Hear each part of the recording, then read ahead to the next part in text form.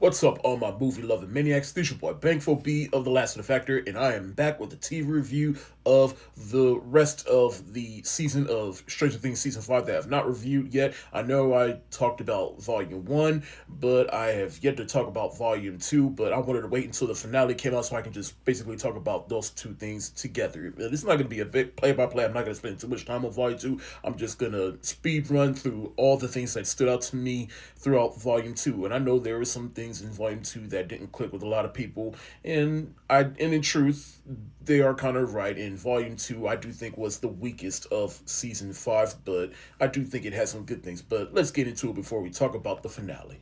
So where we last left Will Byers in Volume 1, he now has powers, and yet they didn't really expand upon that throughout Volume 2 and even some of the finale, which I guess I kind of get he still has some things to sort out, but it just would have been nice if they would have done more with him now that he has powers. It is revealed that the army wants 11 because they're trying to make more of her, which, hey, let's be real, it's on brand for America to be on that. Like, hey, we got some powers and some monsters running around. Let's use that. In Linda Hamilton's character, though they didn't really do anything much with her throughout Volume 1 in the finale, but she did have my favorite scene where she basically put that army soldier in his place. She was basically like, if you had just done your job, we would have had those monsters in Moscow, but they'd be killing soldiers instead of Americans. And given where America was at that point in time, hey, it is on brand for someone like that to say something like that. But that was my favorite, probably my favorite monologue she had in this entire season. I do like that the teacher gets to join in. I mean, he's always been sidelined throughout this entire show, and now they're finally bringing him in and filling him in on everything that's been going on and how the kids have been saving Hawkins this whole time.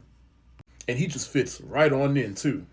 So Steve, Dustin, Nancy, and Jonathan, they're stuck in the upside down where they're trying to get out, and then Dustin and Steve, they get into a huge argument.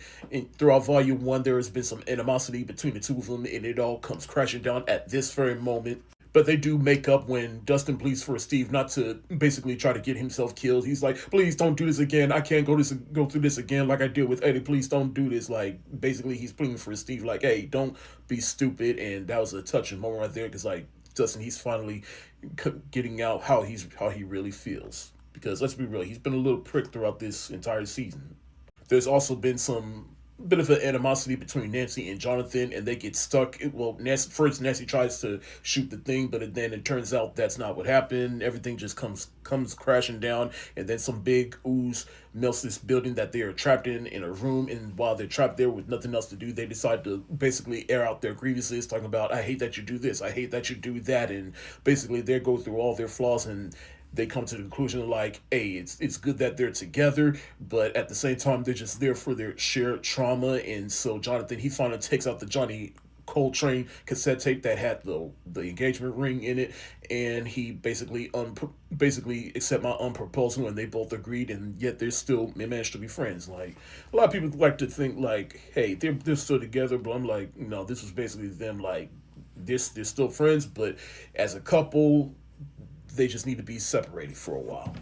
Max and Holly taking their sweet little time escaping the upside down was annoying as hell. I'm just saying, like, come on, let's go. Come on, let's go.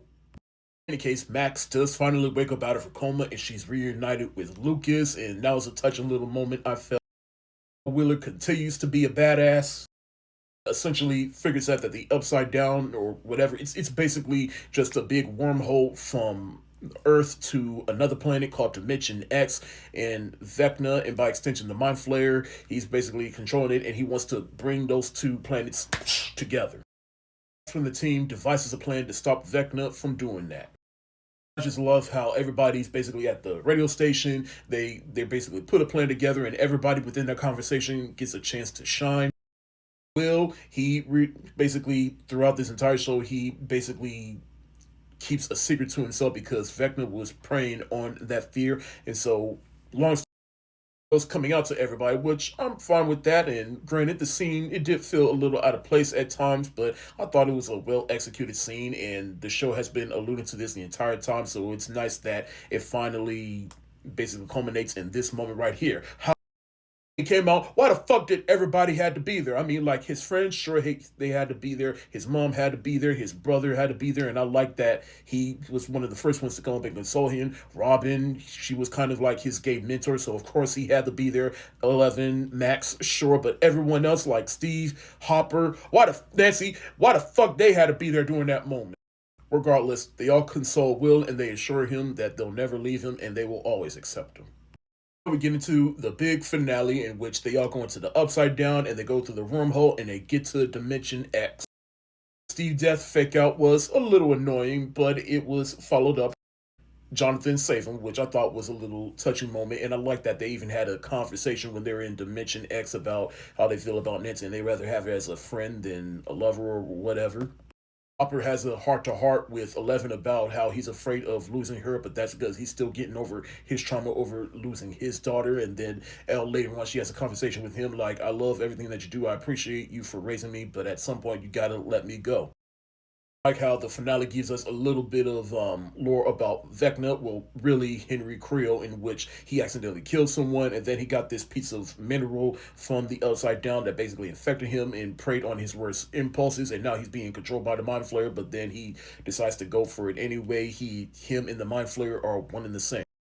We have the big finale, which was somewhat of a CGI fest, but it was still entertaining to watch. Granted, I feel like the villains in this particular moment got killed a little bit too quick by guns and flamethrowers, but whatever.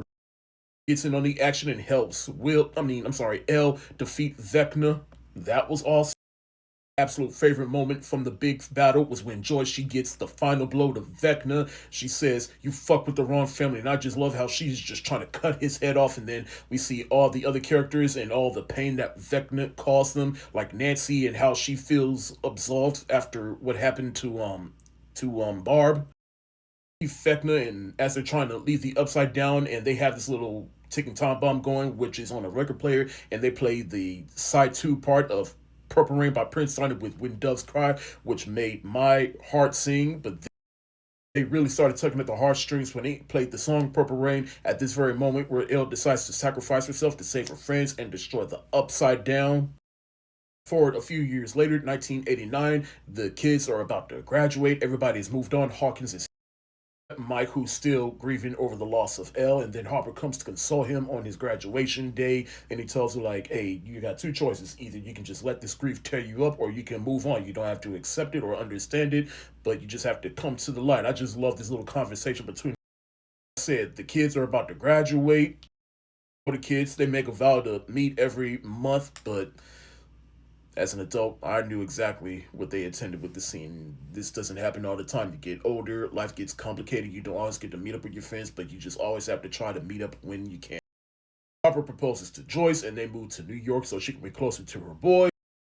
And the younger kids, they have one last D&D before they all go their separate ways, which was fitting because the show started with them playing D&D, and then they all just start thinking about what if Elle's alive, and they don't know, but they just like to keep their memory alive and just to keep hope alive. And then I just love this scene because as they're putting the little character books away, you can see the tears on their face like, wow, this is really the last time. Like, I didn't see the characters in that moment. I saw the actors.